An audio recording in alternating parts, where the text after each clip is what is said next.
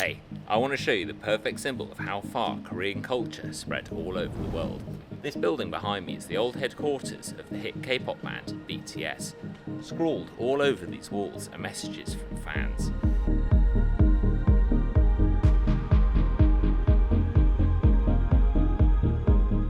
Because what I find so fascinating about this is they're written in so many different languages. So we've got Korean, obviously, English, Spanish, Italian, even someone from Uzbekistan. This building is such a clear indication of how Korean culture has managed to spread so far beyond the bounds of its own country and become a global phenomenon. This wasn't just a bit of viral luck on behalf of South Korea. Every bit of success was manufactured by quite deliberate design.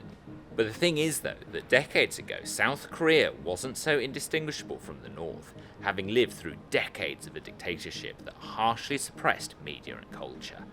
Today I want to take a look with you at what it was that brought Korea from this to this, and how it was that they were able to achieve this great feat of cultural engineering.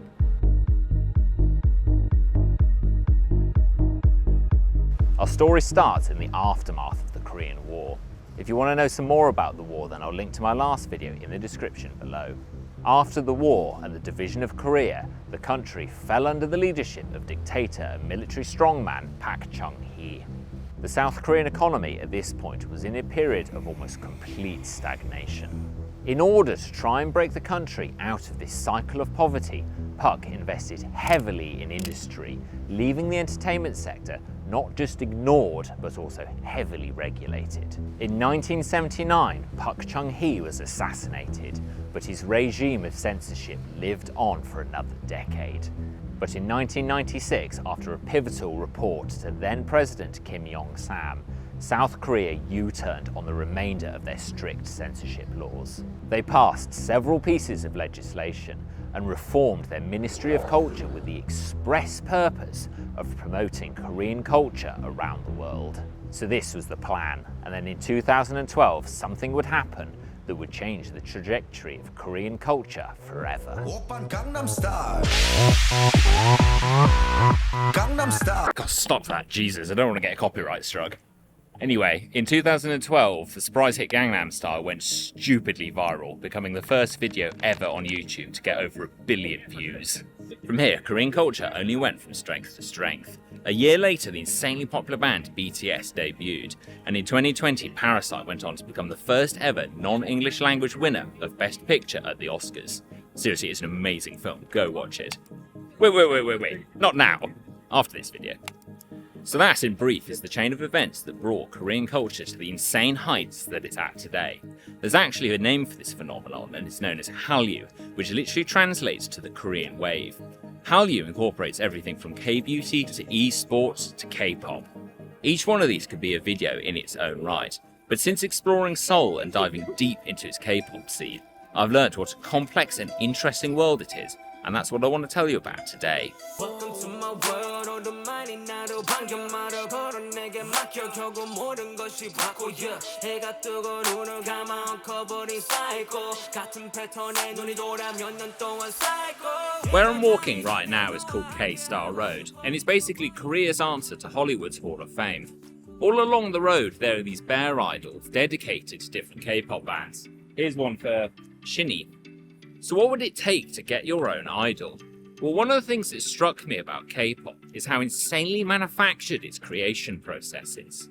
In basically all other music industries, musicians start making music off their own back, and if they're lucky, they're found by an agent and it goes from there.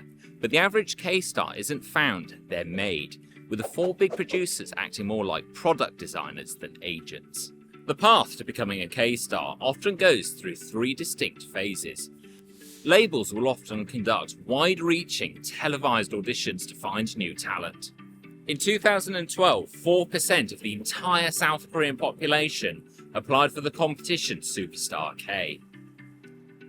Those who are selected will go through 5 to 10 years of intense training, covering everything from choreography to language skills to singing. Even once all this is done, only about 10% of trainees will ever debut in a band.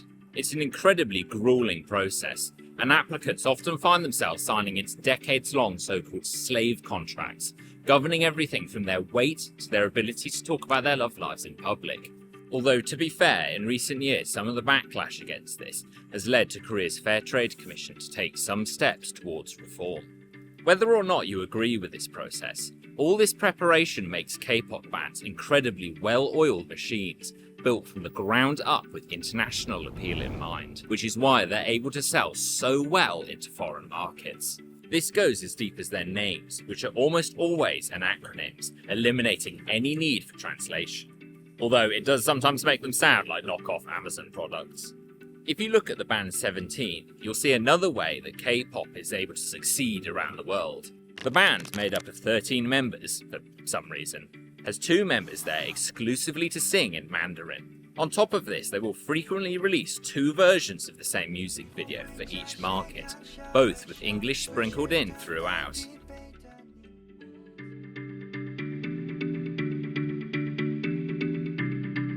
In 2023, the Korean Ministry of Culture, set up to push Hallyu products, received its largest investment yet, with a budget of $5.4 billion. So the big question is this: why? Why pour in so many billions? Okay, trillions. Why pour trillions of won into culture rather than, say, education or infrastructure? Well, it comes down to 2 things: money and soft power.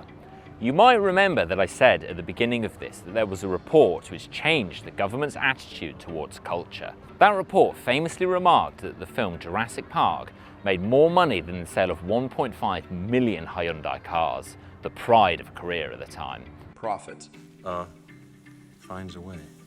The government took this comment to heart, and their new strategy most definitely worked. By one estimate, the single track Dynamite by BTS contributed more than $1.4 billion to the economy and created 8,000 new jobs. In fact, 1 in 13 tourists explicitly listed BTS as one of their reasons for visiting the country, which is just nuts. And then aside from money, there's also this. North Korean leader Kim Jong-un making a surprise appearance to take in some South Korean K-pop, a brand of music which South Korea has used for propaganda purposes in the past. These are all examples of what's called soft power. Soft power is basically the ability of a country to promote itself and its interests abroad through the use of culture rather than through the use of force.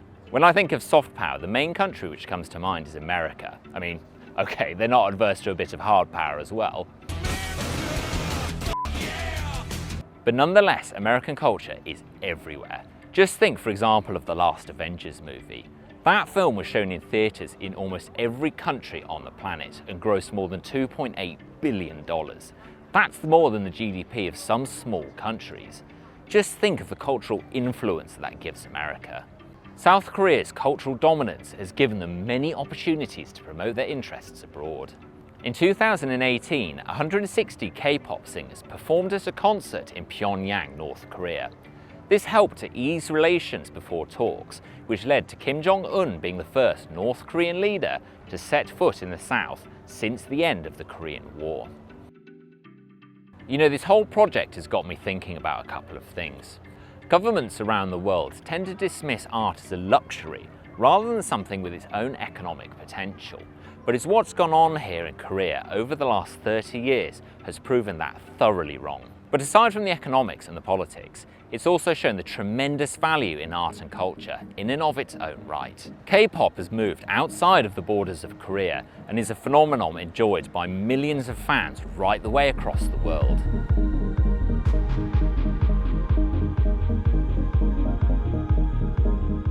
That's an incredible number of people outside of Korea enjoying, sharing and caring about its culture. Culture is what makes a country unique and worth visiting, and without it the world would be an incredibly boring place. Having travelled this country and consumed so much Korean culture myself, I most certainly can see the appeal and think that Korea is going to be benefiting from it for decades to come. See you on the next one.